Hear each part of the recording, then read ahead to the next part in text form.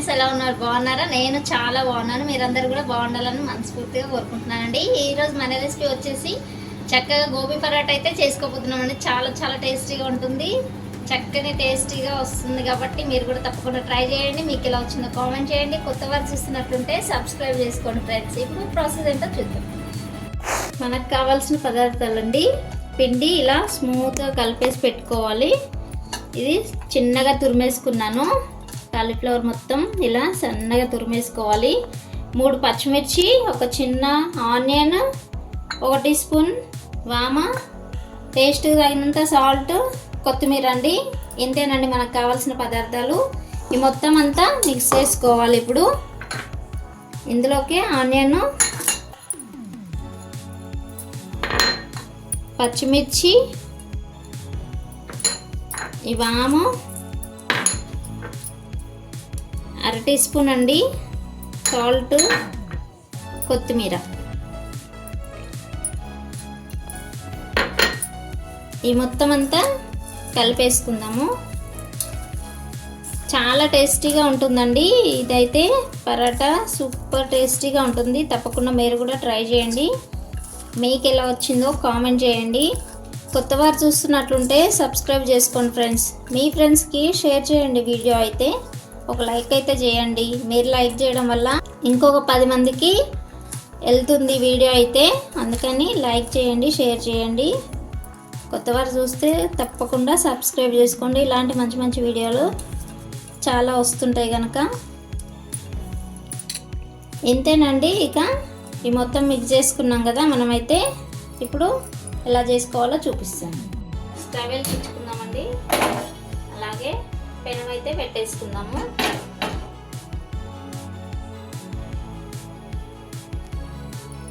చూడండి, ఇంత ముద్ద అయితే తీసుకోవాలి. ఇది ఒకసారి ఇలా పిండిలో ముంచుకొని, చాలా మెత్తగా ఉంటుంది కనుక ఇలా చేసుకోవాలి. ఇప్పుడు దీంట్లోకి ఇది పెట్టేసుకుందాము.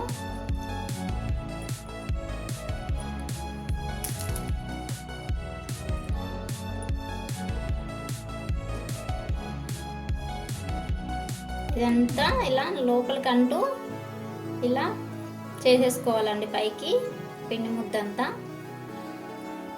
ఇంతేనండి, ఇది మనకు రెడీ అయిపోయింది. ఇలా పిండిలో ముంచేసుకుని అటు ఇటుగా ఇప్పుడు మనం చపాతీలాగా అయితే చేసేసుకోవాలి. చూడండి, ఈ సైజులో చేసుకొని చక్కగా సైజు మీకు కావాల్సినంత చేసుకోండి. నేను ఈ సైజులో చేసుకున్నాను. మొత్తం అంతా కూడా వచ్చేస్తుంది, స్ప్రెడ్ అవుతుంది, లోపలంతా ఉంటుంది. ఇలా చేసుకోవాలి. ఇప్పుడు కొంచెం కాలనిచ్చి ఆయిల్ వేసుకుందాం. చూడండి, ఇలా నొక్కితే కిందకి వెళ్ళిపోతుంది, పిండి పైకి వస్తుంది. చాలా ఈజీ అండి. ఇలా మొత్తం అంతా ఇలా స్ప్రెడ్ చేసుకోవాలి. ఇంతే, పిండిలో ముంచేసుకొని చక్కగా అటు ఇటు కూడా ఇలా పెట్టేసుకొని రుద్దేసుకోవడం.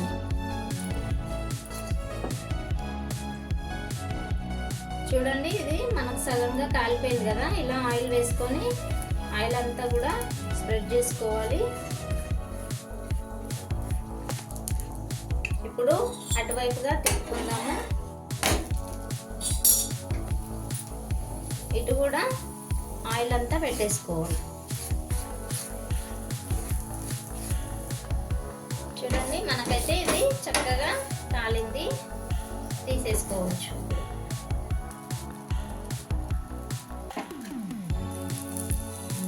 ఇలా సగం కాలాక చక్కగా ఇలా ఆయిల్ అంతా వేసేసుకోవాలి. మళ్ళా అటువైపు తిప్పుకొని అటు కూడా ఆయిల్ అంతా వేసేసుకున్నాము.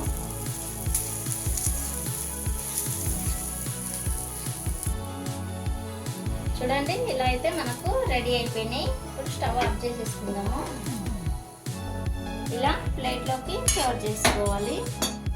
ఇంతేనండి, పరాటా అయితే రెడీ అయిపోయింది. చూసారా, చాలా టేస్టీగా ఉంటుంది. గోబీ పరాటా చాలా రుచిగా ఉంటుంది. తప్పకుండా మీరు ట్రై చేయండి. మీకు ఎలా వచ్చిందో కామెంట్ చేయండి. చాలా చాలా టేస్టీగా ఉంటుందండి. చూసేస్తారు కదండి, ఇంతేనండి గోబీ పరాటా. చాలా ఈజీగా టేస్టీగా సూపర్ యమ్మీగా ఉంటుంది. మీరు కూడా తప్పకుండా ట్రై చేయండి, కామెంట్ చేయండి ఎలా వచ్చిందో. కొత్త వారు చూసుకున్నట్లయితే సబ్స్క్రైబ్ చేసుకోండి ఫ్రెండ్స్.